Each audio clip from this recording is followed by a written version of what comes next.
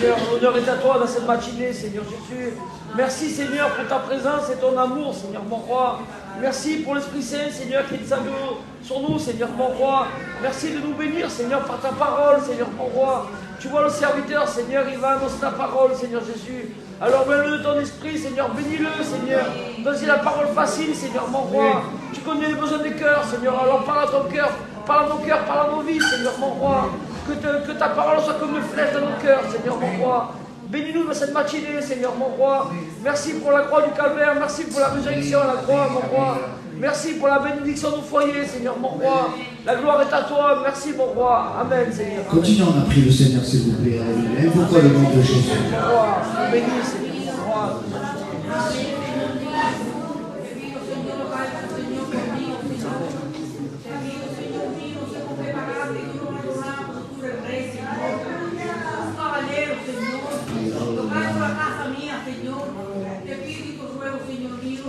Pagate, Señor mío. Te pido para todos los ancianos, Señor, te pido para los gigantes, te pido para la casa de la fe, Señor, que esté bien, Señor, con el tu te pido para la hermana de la Menusa, para la Malena, Señor, te pido para la sala entrante, para Pepe y para Juan, Señor, y para todos mis hermanos y mi hermana que estamos aquí. Conforme te pido para mí, te pido para ellos. Señor, Señor, te pido para todos, Señor, porque tú eres el que manda, Señor, eres el rey, eres el mejor de todos, Señor. Te pido te ruego, te doy millones de besos, Señor, para ellos. Te pido la casa de mis niños, Señor, que esté bien. Te pido para todos mis nietos, para todas mis nietas. Conforme te pido para mí, te pido para todas mis hermanas que están por aquí, por cada rincón de cada casa, Señor, para los hospitales. Te pido para las cárceles, Señor. Te pido para todo, Señor. No, si no, eso, yo no sé, hoy con todo mi corazón, Señor, aquí. Porque soy un caballero, no hay otro como tú. Aleluya, Señor. No vengo para pasearme, vengo para ti, Señor. Te ruego, Señor mío, que estén todos bien, Señor. Que estén todos los niños bien pequeños, los que se casan, los que estén bien. Te pido millones de besos, Señor. Millones de gracias, Señor, te pido. Para tomar mi casa, Señor. Para que todos también a mis hijos que están aquí también, Señor, te pido. Te lo pido con fe. Todas las mañanas me ponía en mi cuarto, podía, Señor. Todas las mañanas, Señor, y el Señor nos tocaba, Señor. El Señor nos tocaba, mi Señor, y te pido, Señor. No quiero estar millonaria, no quiero estar nada. Para que tenga, en el nombre de Jesús, millones de gracias te doy. Te lo pido por fe, Señor.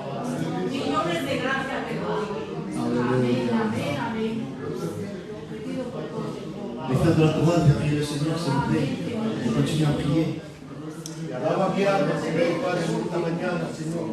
En este día, Señor, que tú has puesto, Señor, para cada corazón que se encuentra aquí, Señor. Glorifícate, Señor, Padre, en esta mañana, Señor. Es un privilegio, Señor, de estar aquí, Señor, para glorificarte, Señor, para ensalzarte, Señor, y para decirte, Señor, que te amamos, Señor, Padre. Porque no hay nadie, Señor, que se puede comparar a ti, Señor, Padre. Porque tú, Señor, visitas cada casa, Señor, Padre. Y necesitamos, Señor, de tu palabra, Señor. Esa palabra, Señor, que va a estar predicada, Señor, por el cielo que tú has puesto a Padre. Dale la palabra fácil, Señor, Padre, porque podamos, Señor, asimilar, Señor, y cogerla dentro de nuestros corazones, Señor, Padre. Porque necesitamos de tu palabra, Señor. Y a ti sea toda la gloria.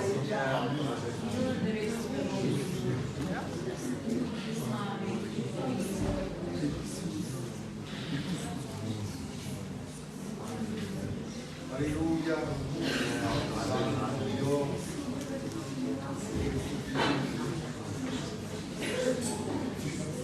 Gloire à Dieu, alléluia.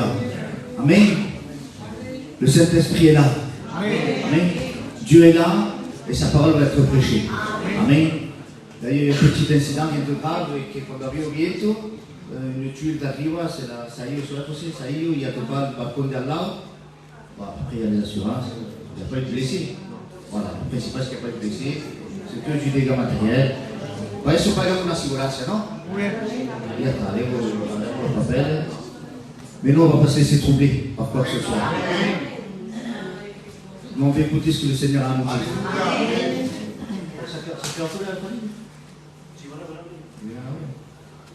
Donc, merci à Dieu pour ce moment que nous passons dans sa présence.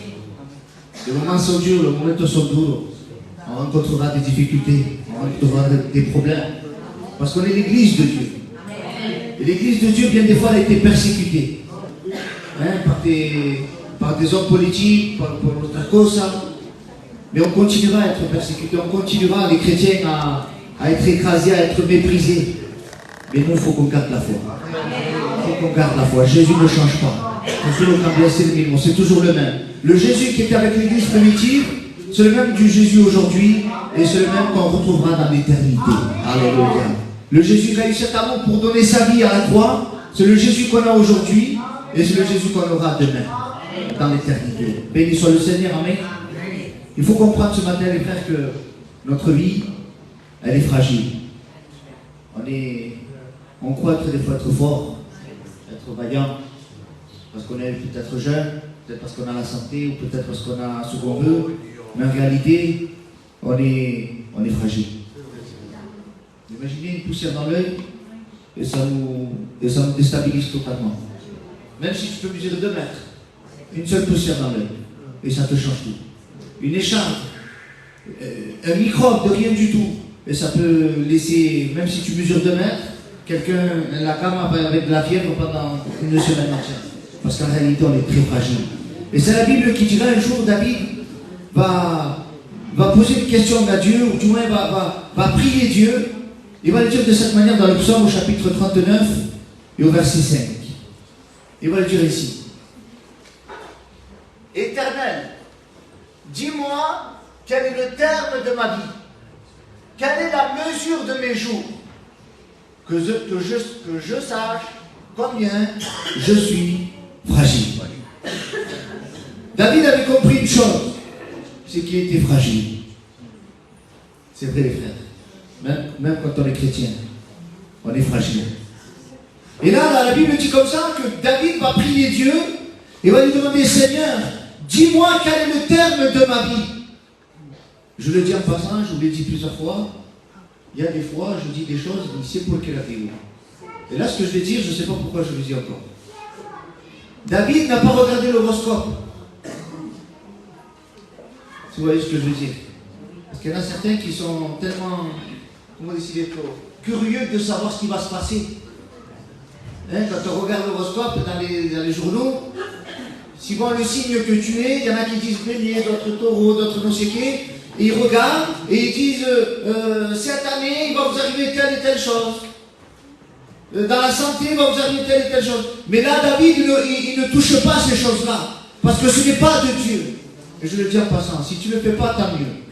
Si tu le fais, je te mets en garde. Non, parce que l'horoscope ça ne vient pas de Dieu. Les choses qui viennent du monde, les choses qui viennent du diable, ça vient du diable. On est appelé à regarder la Bible. Alors des fois on se convainc de dire non mal, c'est rien, c'est pas grave. Si c'est grave. Quand on touche aux choses spirituelles, c'est grave. Alors je vous le conseille, je vous le dis en passant, n'ayez pas cette curiosité de regarder ces choses-là. Et là David il va dire, Éternel, dis-moi quel est le terme de ma vie. Mais pourquoi tu veux savoir ça, David? Je ne comprends pas. Parce qu'il y en a qui veulent savoir comment il y a Kaval, comment il y a terminé, comment ça va se finir, comment va être ma vie, est-ce que je vais finir seul, est-ce que je vais finir comme ci, est-ce que je vais finir comme ça. C'est pas important, frères et sœurs. Dieu a ta vie entre ses mains. Alléluia. Le plus important, c'est que tu as commencé ta vie ici-bas sur terre sans Dieu, mais à un moment donné, tu as eu une rencontre avec le Seigneur, et ce qui est sûr et certain, c'est qu'il faut la terminer avec le Seigneur. Que ce soit malade, en forme, pauvre, riche, le plus important, c'est que tu termines ta vie avec le Seigneur. Alléluia. Dis-moi quel est le terme de ma vie. Et il va dire, quelle est la mesure de mes jours. Quand on dit c'est la mesure, il voulait savoir combien d'années il allait durer lui. Il y en a certains qui veulent savoir combien de temps encore je vais durer. Combien de temps, Seigneur? C'est ni toi ni moi qui devons décider. C'est Dieu qui décide. Il y a un serviteur qui disait à chaque fois, il a les ciseaux qui coupent le fil de la vie. C'est quand lui il aura décidé. C'est quand lui il voudra. Quand lui il aura jugé bon. Ne demandons pas des choses qui ne sont pas à notre portée. Laissons Dieu faire. Alléluia. Alors il est important.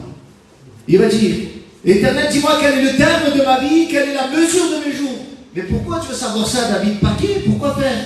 C'est pas pour savoir l'avenir, non. C'est pour prendre conscience, réellement, que je sache combien je suis fragile, combien je suis faible. Parce que quand on sait réellement ce qu'un homme, une femme peut durer comme infini, en réalité, il y a des grands hommes. Il y a un homme, alors, je ne sais pas si c'est vrai, c'est l'histoire qui le dit, mais en tout cas, ça parle, ça dit quelque chose de vrai. Alexandre le Grand, ça vous dit quelque chose? Un grand conquérant.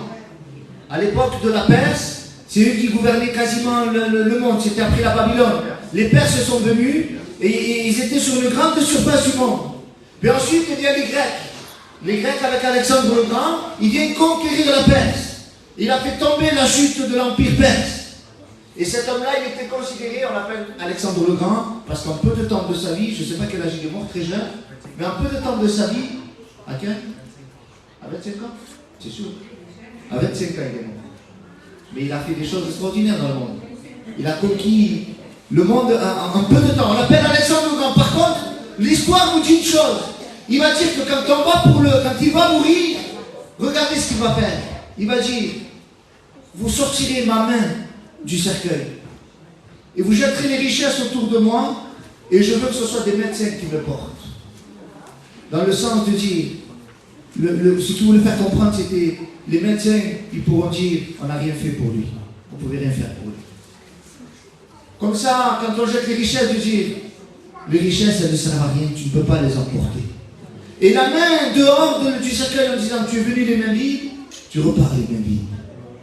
Parce qu'en réalité, un être humain, aussi grand il peut être, il reste fragile, il reste faible. Et David, lui, il avait compris ça. Il avait compris que lui, son corps était faible. Hein, le psaume dira dans le psaume 90 au verset 9 et 10, il va dire, tous nos jours disparaissent par ton courroux. Le courroux, c'est la colère de Dieu. Par ton courroux, nous voyons nos années s'évanouir comme un son. Vous imaginez un son quand il passe un avion? Est-ce que vous l'entendez toute la journée, l'avion? C'est un son qui passe. Mais ta vie, c'est ça. Elle est fragile, elle dure qu'un temps. Et quand il continue, le verset va laisser le verset 10. Les jours de nos années, hein, c'est ce que David avait demandé, les jours de nos années s'élèvent à 70 ans. Il va dire ici, et pour les plus robustes, à 80 ans, j'ai trouvé quelqu'un de plus robuste. Il y en a qui... Que Dieu le bendiga a lui. A ganado David. 90. Que Dieu le bendiga. Amen. Que Dieu le bendiga, parce que c'est un exemple de chrétien pour nous, de verdad. À Canada, de lui, c'est un exemple de chrétien. La vérité, sans mépriser personne. Mais c'est tous les chrétiens seraient pour lui, qui sachent respecter l'église, qui sachent respecter les saints. L'église ne ferait que fonctionner. Que Dieu te bendiga a lui. Et la Bible dit comme cela. Le plus robuste de 80 ans. Parce qu'on a compris. Il avait compris une chose. C'est que, en la réalité, notre vie, qu'est-ce que c'est? On ne dure pas longtemps sur cette vie. D'autres ont quitté la terre plus jeune, d'autres ont quitté la terre un peu plus vieux. Mais la réalité est une chose, c'est qu'on est fragile, on est faible. Et c'est ce que la Bible nous enseigne dans l'épître de Jacques au chapitre 4, au verset 13 à 15. Voilà comme Jacques va définir notre vie. À vous maintenant qui dites aujourd'hui ou demain, nous irons dans telle ville. Il y en a qui font des projets. Mañana voy a comprar un cochazo. Mañana voy a hacer un viaje. Et demain je vais faire tel projet. Et Jacques va reprendre et va dire à celui qui dit aujourd'hui ou demain, nous irons dans telle ville qui fait un projet, nous y passerons une année. Et nous travaillerons, trafiquerons, il ne faut pas des trafics. Un chrétien ne trafique pas, vous voyez ce que je dirais. Un chrétien, il dit la vérité. Mais moi, c'est la fille des ragnes, il doit payer, c'est pas grave, il dit la vérité. On ne trafique pas les papiers, on ne dit pas je m'appelle un tel, ou je fais un tel, ou je suis malade alors que je ne suis pas malade. Ou tu es malade ou tu n'es pas malade. C'est comme ça. Et là, il va dire nous travaillons et nous gagnerons. C'est un beau projet, ça. Il y a des villes comme ça, il y en a qui se disent on sait, c'est quoi la ville en Ghana, Madinero? Le pays en Ghana. À Dubaï, à Monaco, à Suisse, en Dessia. Vous allez là-bas. Je veux mon projet. Et je veux ouvrir une boutique, je veux ouvrir quelque chose. Là, ils font là-bas, ils se vendent. Il y en a qui le font ça. Mais voilà ce que dit la Bible, au verset 14. Vous qui ne savez pas ce qui arrivera demain. Allô?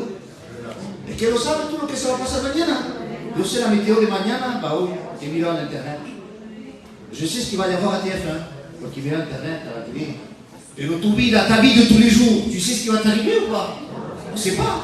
Et on fait déjà des projets dans les années, et dans les choses qu'on fait. Et là, Jacques, il nous reprend. C'est pas méchant de faire des projets, les frères et sœurs, attention. Il faut pas t'habiller un peu comme, même si ça n'existait pas, comme les hommes de Cro-Magnon, il ne faut pas faire comme ça. Il faut se faire des projets dans la vie. Mais il faut se dire une chose. Si ça aboutit pas tes projets, non, mal, fais tes projets. Mais ce qui doit s'accomplir, c'est la volonté de Dieu. Je ne vous cache pas, les frères et sœurs, je me suis fait plein de projets dans ma vie. Il y en a qui sont réalisés, merci, c'est bien. Et il y en a d'autres, eh ben, c'est en suspens. Vous savez pour qui? Soit parce qu'il manque de l'argent, soit parce que j'ai pas le temps, ou soit parce que les petits sont trop petits. Eh ben, je me dis, Seigneur, c'est un projet. Je le laisse entre tes mains. Et quand le moment viendra, si c'est ta volonté, je le fais. Et si j'ai 80 ans, 90 ans et ça ne s'est pas fait, ben, je ne vais pas pleurer, je ne vais pas râler. Le plus important, c'est que j'ai Christ dans mon cœur.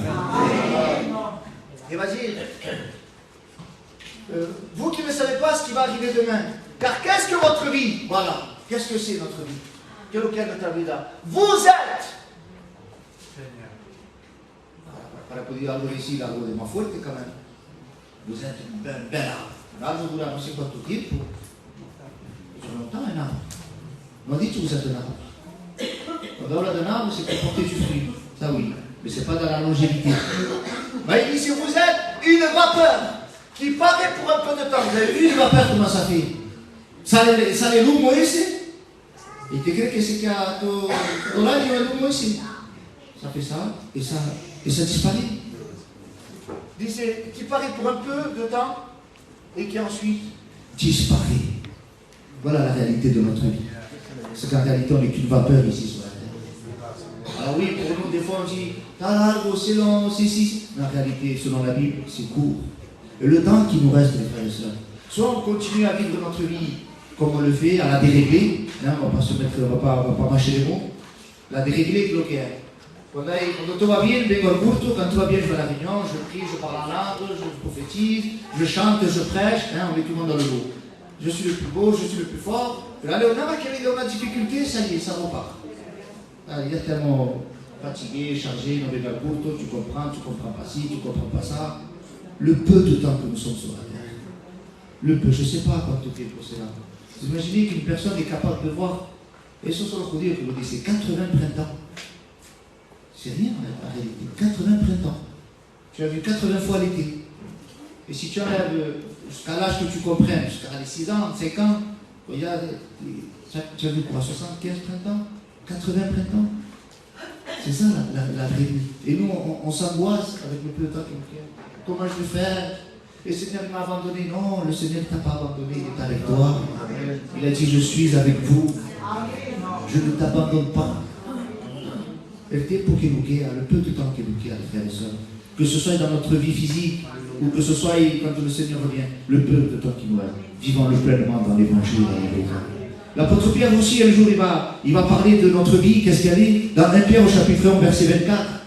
Il dit, car toute chair, c'est tout le monde, est comme l'herbe, et toute sa gloire comme la fleur de l'herbe. Ben, c'est pas grand-chose. Vous allez au jardin, toute chair, elle est comme l'herbe. L'herbe, c'est pas beau à voir. C'est juste un truc vert. Et la gloire, pour peu que tu aies un peu de dignité dans le monde, pour peu que tu aies un peu de dinero, pour peu que tu aies une belle maison, tout ça, eh bien c'est la fleur, voilà. Et les fleurs, on t'éclaire que ça vaut longtemps. Hein. C'est passager, ça aussi. Imagine comment Dieu veut nous comparer ce matin. Il veut qu'on revienne à la réalité. On est fragile. On est rien en réalité sur la terre. Alors maintenant, on va garder cette image de cette fragilité, de cette fleur. Et on va voir ce que la Bible nous enseigne. Là, je vais rentrer dans un sujet très important, les frères et sœurs. Et j'aimerais vraiment qu'on puisse comprendre ce que va être dit, parce qu'il va être question de la résurrection. Et ça, c'est une des doctrines les plus importantes de la Bible. Si on enlève que Jésus est ressuscité, on enlève le vie lumière, on enlève l'église, on enlève ce que vous voulez, et on n'est plus rien. Parce que Christ n'est pas ressuscité, on serait semblable aux autres religions. Mais nous, notre base, c'est la résurrection. Amen. Vous y croyez, ça, la résurrection? Amen. Alors il va dire dans 1 Corinthiens chapitre 15, à partir du verset 35 à 40. On va le lire rapidement. Mais quelqu'un dira, comment les morts ressuscitent-ils? Et avec quel corps reviennent-ils? À l'époque du 1er siècle, rappelez-vous, l'église, elle date du 1er siècle. Aujourd'hui, on est en 2024, ça veut dire on est au 21e siècle. D'accord? Mais là, on est au 1er siècle. On n'a pas atteint l'ensemble que déjà les gens se posaient la question, Pélo. Tu me dis qu'on va ressusciter. Comment ça va se faire? Et avec quel corps on va revenir? Et des fois, l'église a besoin de comprendre le procédé de Dieu. Vous voulez le comprendre, ce procédé? Regardez comme Dieu est bon. Il va dire verset 36, insensé. J'aime bien moi cette réponse. Alors avant de répondre à cette question, il y a des choses qui nous dépassent dans la Bible. Il y a des sujets qui nous dépassent. Et ce n'est pas parce que toi tu ne les comprends pas. Et ce n'est pas parce que moi je ne les comprends pas. Et ce n'est pas parce que quelquefois il ne t'a pas donné l'explication qui t'a convenu à toi. Je prends lui parce que c'est le plus ancien et le plus capacité dans la parole de Dieu par rapport à nous. Mais même lui, j'en suis sûr qu'il a des sujets qu'il n'arrive peut-être pas à saisir. Pas parce qu'il n'y croit pas, simplement parce que notre capacité humaine, elle a du mal à le saisir. Et ce n'est pas parce que tu ne le comprends pas que ça n'existe pas. Vous comprenez ce que je veux dire? Et c'est important de le noter ça. Que tu y croies ou que tu n'y croies pas, que tu le comprennes ou tu ne le comprennes pas, un jour les morts en Christ ressusciteront. Et on sera changé en un clin d'œil et nous partirons à la rencontre du Seigneur. Alléluia. Et ça, c'est notre espérance. Alléluia. Alors verset 35, mais quelqu'un dira, comment les morts ressuscitent-ils et avec quel corps reviennent-ils? Donc là, dans ce verset-là, il y a deux questions. La première, là, c'est comment, de quelle manière, et la deuxième, c'est avec quel corps. Vous avez compris qu'il y avait deux questions là. Et regardez la réponse. La réponse de Paul qui c'est insensé. Dans une autre version, il dit mais réfléchis. Ça n'a pas de sens. En espagnol, vous savez comment on dit? C'est merveilleux en espagnol. La pregunta es tonta. En version espagnole des mots d'aujourd'hui. Comme si c'était une évidence de dire que c'est obligé qu'on ressuscite les frères. Puisque Christ lui-même est ressuscité. C'est quelque chose de normal. Et Paul va dire insensé. Et maintenant, il va utiliser un langage de maître, de quelqu'un qui s'y connaît vraiment dans la parole de Dieu et surtout dans les choses de la Bible. Vous savez que Paul, avant de se convertir au christianisme, avant d'être un chrétien, il était un pharisien, et le pharisien connaissait beaucoup les choses de la vie. Quand tu parles avec un juif, les juifs, ils ont une connaissance même quand tu leur parles du ciel, de la terre, des étoiles, des animaux, ils parlent de tout, de n'importe quoi, les juifs. Nous, aujourd'hui, les Britanniques, comme on dit, c'est simple que j'aime bien laisser. On prêche la parole de Dieu, c'est déjà pas mal. Et le soleil, la lune, les ils y sont, ils nous connaissent bien, merci Seigneur. Mais après, on ne connaît pas tout. Mais il y en a qui veulent chercher à comprendre les choses. Et n'ayez pas peur de chercher à comprendre les choses dans la parole de Dieu. Parce que Dieu répond toujours, amen. Et regardez de quelle manière il va faire un cours. L'apôtre Paul va faire un cours sur du jardinage. Il va utiliser les choses de la création pour faire comprendre la résurrection. Il va dire, ce que tu sèmes ne reprend point de vie s'il ne meurt.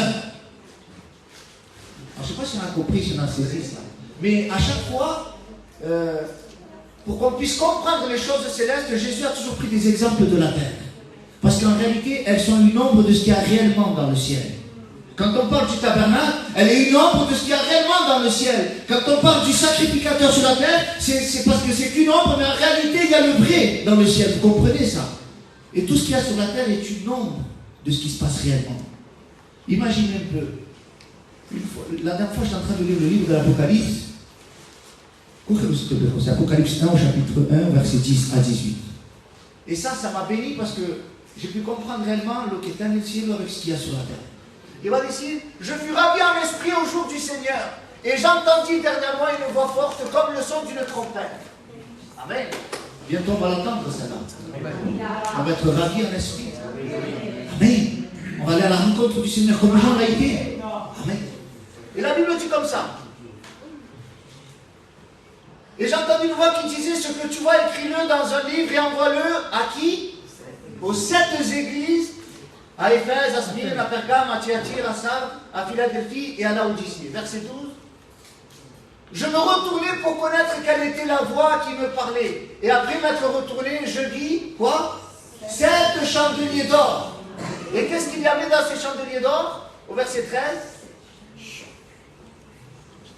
Et au milieu, Donc, au milieu et autour, il y avait 7 chandeliers d'or. au milieu, qu'est-ce qu'il y avait? Il y avait quelqu'un qui ressemblait à un fils d'homme, vêtu d'une longue robe, qui c'est lui? Jésus. L'église doit tourner autour de Jésus. Jésus doit être le centre. C'est pas l'inverse. C'est pas nous on fait le tour et Jésus est là et non, non. C'est nous qu'on doit tourner autour de lui. Vous allez comprendre pourquoi je dis ça. Regardez la gloire que Jésus a dans le ciel. Comme, il avait des cheveux blancs comme de la laine blanche, comme de la neige. Ses yeux étaient comme une flamme de feu, au verset 15. Ses pieds étaient semblables à de mireilles ardents, comme s'il était embrasé dans une fournaise. Et sa voix était comme le bruit de grandes eaux. Au verset 16, il avait dans sa main droite 7 étoiles. De sa bouche sortait une épée aiguë à 2 tranchants, et son visage était comme le soleil lorsqu'il brille dans sa force. Verset 17, regarde la réaction. On aurait pu dire, je suis resté devant et j'ai profité. Non, non, on ne peut pas, on ne résiste pas à la gloire de Dieu. Quand je le dis, je tombais à ses pieds. Comme mort. Alléluia. Et nous, ici-bas sur la terre, c'est la position qu'on doit voir. On ne le voit pas physiquement, mais réellement, c'est ça, Jésus. Il est glorieux, il est puissant. Et on doit tomber comme mort devant le Christ. Ça ne veut pas dire que tu dois être mort. C'est une position. C'est-à-dire que quand on est comme mort, c'est on relâche tout, on lâche tout. Je ne garde aucun stress sur moi, je ne garde aucune anxiété sur moi. Je ne garde rien, pas une préoccupation dans mon cœur. Je pense qu'à Christ. Je veux le bénir, je veux le glorifier. Il posa sa main droite en disant, ne crains pas. J'aimerais la sentir, moi, sa main. Ils me disent, ne crains pas, mes pécheurs. Si tu pouvais sentir sa main, elle m'a fini. Il te dit, non tellement, tu es contigo. Je suis avec toi. Mais pour qu'il te dise ça, il faut que tu sois comme morte devant Jésus. Mort au péché, mais vivant pour le Christ. La Bible continue au verset 18. Je suis le premier, le dernier, le vivant. J'étais mort et voici, je suis vivant au siècle des siècles. Je tiens les clés de la mort et du séjour des morts. C'est pas rassurant, ça? Ça veut dire que Jésus a tout dans ses mains. Il est capable d'avoir des étoiles, il est capable d'avoir la clé, il est capable d'avoir ci. Mais qu'il est grand, notre Seigneur. Ça veut dire qu'il est capable de tenir ta vie dans ses mains. Et maintenant, vous allez comprendre une chose. C'est dommage parce que j'avais fait une image, mais vous allez comprendre quand même. Vous disiez qu'ils utilisent toujours les choses de la terre pour comprendre les choses qui se passent dans le ciel. On a vu que Jésus, il a le visage qui brille comme le soleil dans son zénith, comme on disait.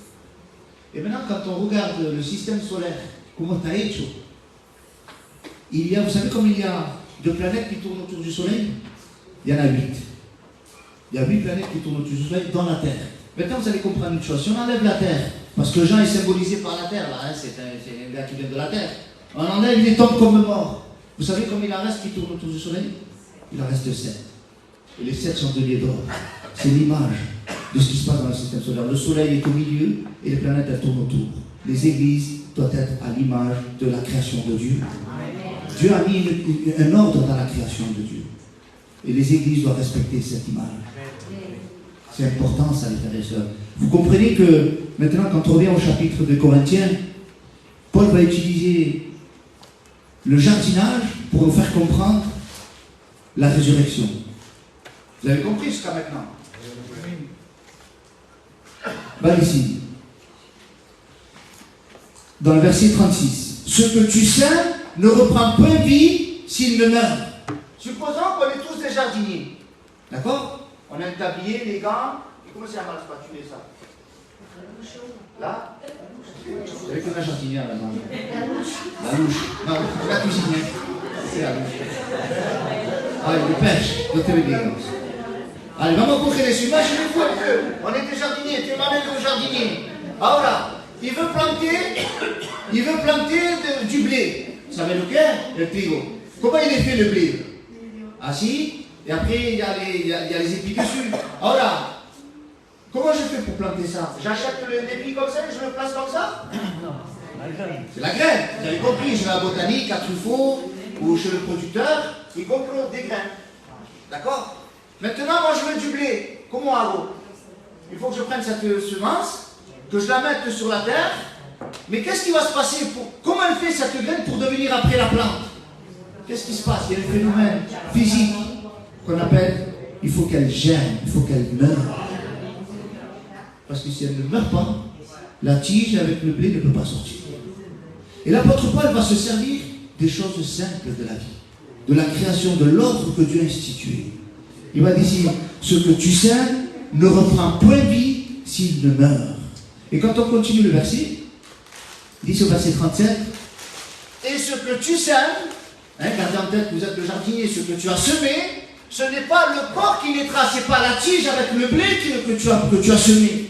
Mais c'est un simple grain de blé peut-être, ou tomate, ou tout qui est là, une graine. De quelque chose autre semence, au verset 38. Puis Dieu donne un corps comme il lui plaît, et à chaque semence, il donne un corps qui lui est propre. Amen, vous êtes d'accord avec ça? Donc, on comprend que la logique terrestre, c'est une graine qu'on jette à terre, et ensuite il sort un épi de blé. Et à l'époque du 1er siècle, la Bible disait comment ça va se passer que les morts vont ressusciter et avec quel corps? Il dit c'est insensé. La pregunta est toute. Ce que tu sèmes. Alléluia. Ce que tu sèmes, il faut qu'il meure pour qu'il prenne la vie. Au verset 38, donc on a dit que Dieu lui donne un corps comme il le veut. Donc à chaque graine, il a son résultat. Un chrétien, les frères et sœurs, est une graine. Et une graine, est-ce qu'un épi de blé peut devenir un ivraie? Est-ce qu'une graine de blé peut devenir un arbre de tomate? Si tu as planté du blé, non t'appelles à que ça d'autre cosa. Vous êtes d'accord avec ça, les frères? Un chrétien, où qu'on le mette, il reste un chrétien. Mais malheureusement, les frères, il y en a certains qui sont une graine, ils se disent chrétiens, qui quand le savent, c'est un ivraie ou c'est autre chose? Non. On est des chrétiens, les frères et sœurs. Et où qu'on nous plante, où qu'on nous met, on doit être des chrétiens. Sur nos amis au travail, on doit être un chrétien. Sur nos amis à l'église, on doit être un chrétien. Nos amis à la maison, on doit être un chrétien. Et peu importe où on doit être des chrétiens. Vous êtes d'accord avec ça? Amen. Donc pour comprendre, pour répondre à la première question, l'apôtre Paul va décider comment les morts ressuscitent-ils. Alors il va utiliser le procédé de la graine pour pouvoir répondre. Comment, à quel moyen? Eh bien, comme la graine et qui laisse place à l'épi de blé. À quel moment les morts en Christ vont ressusciter? Au son de la trompette de Dieu. Au son de la trompette de Dieu, la graine qui a été mise en terre va devenir, alléluia, le corps glorieux. Le procédé qui sera quelque chose d'important, quelque chose de puissant. Mais voilà, il y a quelque chose. Maintenant, il va répondre à la deuxième question. La deuxième question, c'était quoi? Donc la première, c'est comment ils vont faire pour ressusciter. Vous avez compris comment ils vont faire pour ressusciter? Il faut que le grain meure. Et la deuxième, c'est quoi? Avec quel corps? Il va utiliser une autre explication. Il va décider au verset 39 à 41. Toute chair n'est pas la même chair. Il va dire, mais c'est pas normal, le bébé est igual que yo, Antonio est igual que yo, mais il ne parle pas de ça, Paul. Il va dire, mais autre est la chair des hommes. Donc on dit c'est des hommes, c'est des êtres humains, d'accord? Autre celle des quadrupèdes, c'est-à-dire des animaux à quatre pattes. Autre celle des oiseaux et autre celle des poissons. Combien Paul a mentionné de catégories? 4. L'homme, les quadrupèdes, les oiseaux et les poissons. C'est ce qu'il y a sur la terre. Maintenant, Paul, il va prendre un autre exemple. Il va dire ici, au verset 38, 40, il y a aussi des corps célestes. Regarde les corps célestes, non, c'est pas du corps glorieux là. Il parle de ce qu'il y a dans l'univers. Parce que Paul est quelqu'un de très avancé, alguien qui était né cabeza. Non britannico qui vient de nació la paternelle, qui nació pour debout. Vous comprenez ça? C'est quelqu'un qui a compris, qui a compris les choses de la vie. Et lui, sa connaissance, il est mis au profit de l'évangile. C'est pas pour dire je connais, parce que qu'est-ce qu'il est? À quoi ça te sert de connaître la distance, la vitesse de la lumière? À quoi ça ne te sert à rien. Mais si maintenant tu l'utilises pour ta vie spirituelle, c'est important. Et là, Paul va ici. Il y a aussi des corps célestes et des corps terrestres. Mais autre est l'éclat des corps célestes et autre est l'éclat des corps terrestres. Au verset 41. Autre est l'éclat du soleil. Là, on parle des corps qu'il y a dans l'univers. Il va parler du soleil, il va dire ici. L'éclat du soleil est d'une manière, l'éclat de la lune est d'une autre manière, l'éclat des étoiles est d'une manière, et même il y a des étoiles différentes les unes envers les autres. Comme il en a mentionné, 4 encore. Il a mentionné les êtres humains, les quadrupèdes, les oiseaux et les poissons. Et là, il mentionne le soleil, la lune, les étoiles, et même les étoiles, elles diffèrent l'une des autres. Il y a 4 catégories. Parce que dans la création de Dieu, 4, c'est important. Pour faire une nouvelle créature, il a fallu 4 évangiles. C'est important, ça, les frères et sœurs. La première phase, c'est dans Matthieu. L'évangile de Matthieu nous présente Jésus comme le roi. Alléluia. La deuxième phase, c'est Marc qui nous la présente comme un serviteur. La troisième phase, c'est Luc qui nous la présente comme l'homme, le fils de l'homme. Et la quatrième phase, c'est Jean qui nous présente sa divinité. Amen. Et c'est important, ça, les frères et sœurs, de comprendre que Dieu veut nous faire comprendre sa parole à travers les choses de la vie. Et il va dire ici, Paul, à un moment donné, ainsi en est-il, quand on continue le verset, ainsi en est-il de la résurrection des morts. Voilà, ça y est, je vous ai répondu à la question, mais je n'ai pas compris. Comment les morts ressuscitent-ils? Tu prends une graine, tu la plantes, donc il faut que le corps meure, pour qu'ensuite, au son de la trompette de Dieu, les morts en Christ ressuscitent premièrement. D'accord? Donc là, on a compris comment ça va se passer. Maintenant, avec quel corps il revient, eh bien, tu vas comprendre. Alors, on va ici. Il en est ainsi de la résurrection. Le corps est semé, comment on dit ça? Le corps est semé corruptible, premièrement. Et il ressuscite comment? Incorruptible. Allez, go, au verset 43. Il est semé méprisable et il ressuscite glorieux. Il est semé infime et il ressuscite plein de force. Et regarde maintenant le quatrième point. Au verset 44. Il est semé corps animal et il ressuscite corps spirituel. Alléluia. Et on retrouve le même phénomène 4. Parce que c'est le procédé de Dieu. Alléluia. Alors ne t'inquiète pas. Quand tu ressusciteras ton corps qui te fait mal, ton corps qui te méprise, ton corps qui t'empêche de faire des choses. Quand tu auras le son de la trompette de Dieu, alléluia, on aura un corps glorieux, tel que Jésus, alléluia, est ressuscité, alléluia, ton service. Donc on a compris que Paul représente notre corps comme une graine. Et à un moment donné, l'apôtre Paul va dire ici, mais voici, je vous dis un mystère. Ah, là, il y a un mystère que personne ne peut comprendre. Parce qu'il a dit que pour qu'il y ait un corps glorieux, il faut que le corps il meure. Vous avez compris ça? Mais on va ici, mais ceux qui sont vivants, ils sont obligés de mourir pour avoir le corps glorieux. Il va dire, voici, je vous dis un mystère. Nous ne mourrons pas tous. Il y a les morts en Christ, il n'y a pas de problème. Mais nous, moi j'ai cette espérance que je vais faire partie de l'enlèvement. J'ai cette espérance que je n'ai pas besoin de mourir et de ressusciter pour après partir. Non, moi j'ai cette espérance qu'au son de la trompette de Dieu, les morts en Christ ressusciteront premièrement. Et nous les vivants, nous serons changés en un clin d'œil. Alléluia. Pour faire quoi? Pour aller à la rencontre de notre Dieu. Alléluia. Et ça c'est le procédé de Dieu. Ça c'est la manière de faire de Dieu. Alléluia. Et vous allez comprendre, et je termine avec ça, les frères, parce que je ne veux pas être long, parce que c'est un long thème. Le jardin, est-ce qu'il est placé dans un appartement?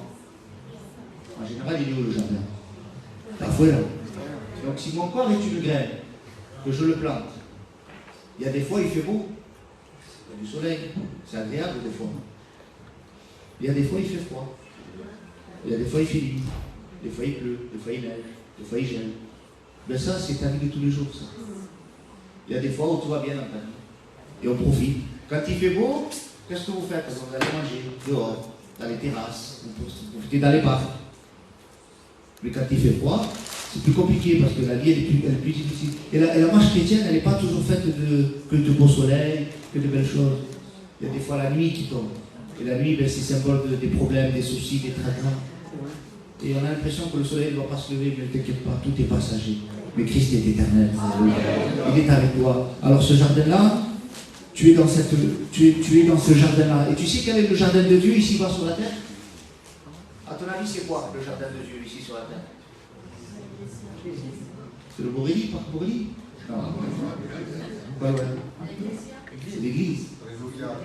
Et toi et moi, on est une graine qu'on est plantée dans l'église. Mais un jour viendra, quand Jésus va revenir, on aura ce corps glorieux. Et peut-être que la Déborah, ça sera une rose. Peut-être que l'Hermano Andrés, ça sera une autre belle fleur. Le compagnon sera une mossa fleur. C'est spirituel ce que je vous dis. Quand Jésus va revenir, il va faire comme, il va être semblable à ce jardinier qui prend ce beau bouquet de fleurs. Amen. Il y a cette belle odeur, cette bonne odeur agréable. Il y a des belles couleurs. Alléluia. Il ne viendra pas prendre que des graines. Il va nous donner ce corps glorieux. Et nous serons avec lui pour l'éternité. Mais en attendant, les frères, on est cette graine.